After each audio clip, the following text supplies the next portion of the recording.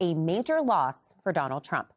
MS Now can report tonight that the Trump administration plans to abandon its highly controversial $1.8 billion slush fund. This news comes from a senior White House official.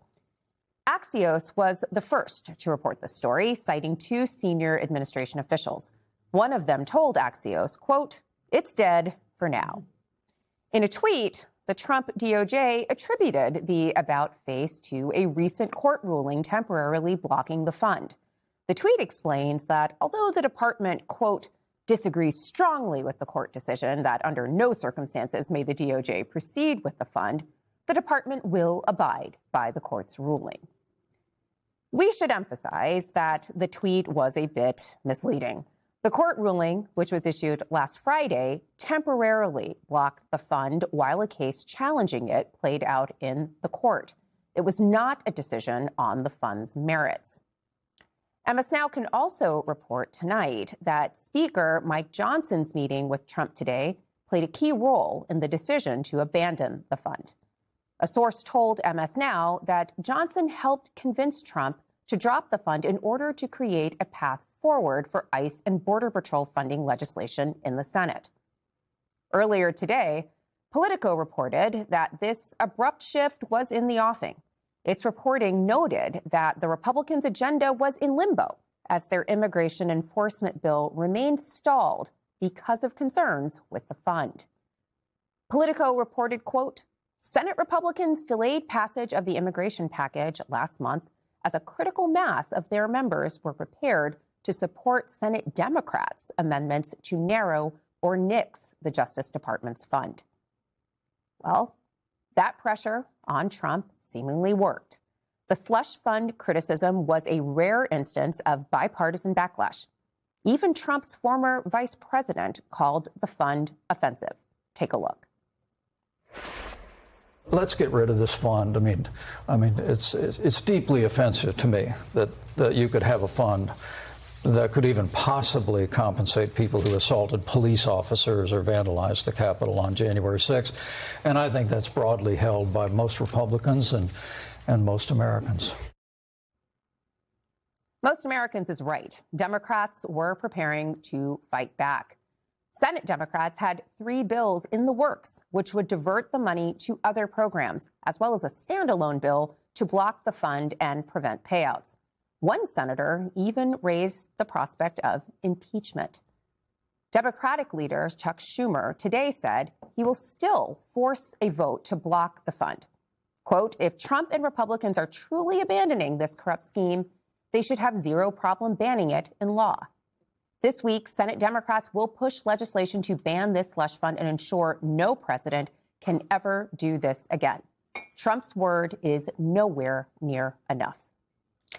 Joining me now to discuss all of this is Maya Wiley, former SDNY civil prosecutor and CEO of the Leadership Conference on Civil and Human Rights. As well with us is Molly Jong-Fast, contributing writer with the New York Times, MS Now political analyst, and host of the Fast Politics podcast. Maya, let's start with you. What is your reaction to the news that the administration, which was so hot to trot over this fund, is now abandoning it?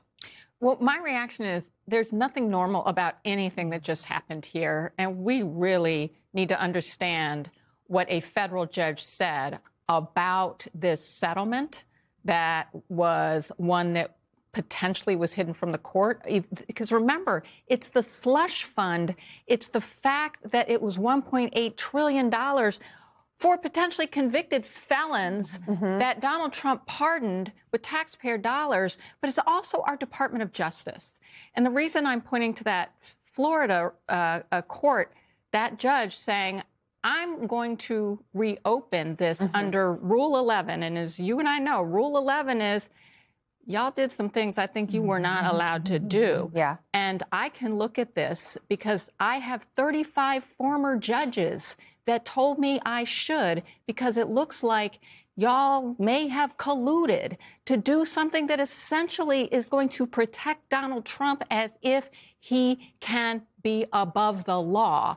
So when you push all this together, it's bad for everyone, but it's so not normal, and we should be upset about it. So I think that's a great point. None of this was above board in a lot of ways. Like the initial lawsuit where the president was on both sides of the V, the motion to dismiss it with prejudice, and then not telling the court that there was a settlement in the offing. And then once it was dismissed with prejudice, the settlement comes to light, and it is this $1.8 billion slush fund. But Molly, what do you make of the politics around this? So, the judge has done a legal thing, reopened this under Rule 60, Federal Rules of Civil Procedure, which the court is entitled to do. But a lot of this seemed to be about political pressure as well. So can you say more about that? What's going on here? Well, so when I was reading the reporting about it this weekend and I saw Boris Epshteyn was mentioned as the architect of this whole thing, I thought, oh, it's dead.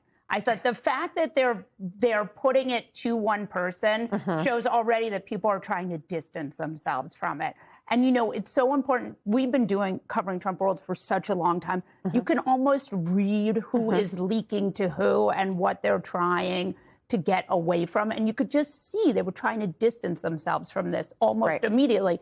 And there's a reason for that, which was last week we saw this YOLO caucus, the You Only Live Once caucus. And these are, the Wall Street Journal had an article about this. And no, I saw it. Yeah, the YOLO caucus. And in it are the two senators who lost their seats, lost their primaries because of Trump. Cornyn and Cassidy. Yeah. And then in that also is Tillis and Collins and Murkowski. And so the idea is these people all got sent home last week because they've got nothing less to lose. Right. And Thune saw that he had lost the caucus, and that was like this Mike Johnson move. So here's what I would say. I think that it's really clearly very unpopular. And again, I think it would be a mistake to think that these people are doing this because they've been like, this is too much morally, this is wrong. I think they've seen the polling on this and they see that it's not popular and it's not a hill they want to die on. What I do think is really smart of Democrats is to try to ban it because the idea of taking this administration at their word is almost always a mistake. Well, so I want to talk with you about that, Maya. The DOJ says that they were going to abide by this ruling. It was a temporary ruling. Ostensibly, because the fund has been abandoned, that would suggest that the legal matter is now moot, or does it? Right? Yeah. Is this something that can be resurrected, like some kind of zombie fund that keeps coming back?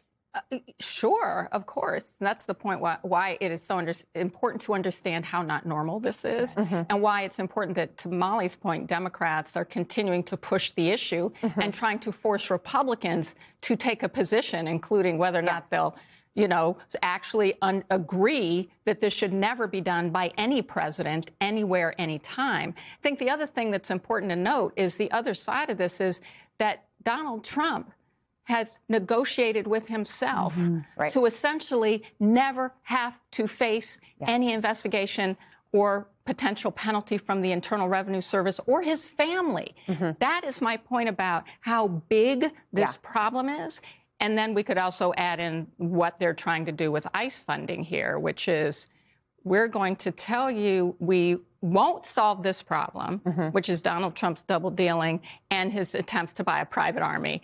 And at the same time, we aren't going to protect you from people who are going to violate your rights. So, Molly, this is all like what Maya has said is, I think, really important. And the Democrats have a really great opportunity here on messaging. If you were advising them, what is the message about this fund going into the midterms? Do you let this drop or do you keep flogging it until November? Waste, fraud, and abuse, right? Wasting taxpayer dollars, committing fraud any which way, and abusing the system. Donald Trump and his kids are going to not be audited. Well, the private army. I mean, like, I've been saying this forever. Like, this is how you fund a private army for your next insurrection. For sure. And it's also just, it's not, the American people don't like it. Right. And I think you don't have a precedent for somebody who runs for office, right, says, I'm going to make things cheaper and keep America out of foreign wars, immediately gets America in numerous foreign wars and makes, and by virtue of that, makes gas more and more expensive. And look, today he had the Iranian negotiation. He's maybe out for now. Like, he can't be out because, we are going to see gas is just going to get more and more expensive. And this is a real problem for him. So if I were Democrats, I would be waste, fraud, and abuse. For sure, because that's what we're seeing. And then also, he said he was going to make things cheaper. Look at the gas. So In advance of the midterm, at least some Democrats are saying the I word out loud. So let's take a listen to Ed Markey, who had this to say about the future prospects for this president. It's an impeachable offense. What Richard Nixon was impeached for that he did in private, Donald Trump is now doing in public on steroids. This is a complete impeachable offense that was the very thing that our founding fathers were concerned about. It is corruption. It is the high crime and misdemeanor that, in fact, the Constitution anticipated, and we are not going to allow them to escape. What do you think, Maya? Is this an impeachable offense, especially if the fund is abandoned? Well, again, I think it goes back to everything that's happening by this president that simply flaunts the law, ignores Congress, ignores separation of powers. But the real point here goes back to what are voters going to do and what do they have the opportunity to decide? Because cost of living overall is going up. Their health care and subsidies have been cut. It's harder to see a doctor when they're sick. None of their problems are getting solved, but a lot of problems are being created for them. And we're watching literally $1 trillion going to ICE to violate people's rights. $1.8 billion they were trying to get into the hands of Trump loyalists. But what are the American people getting? And that's their question, and they've got an opportunity to answer it.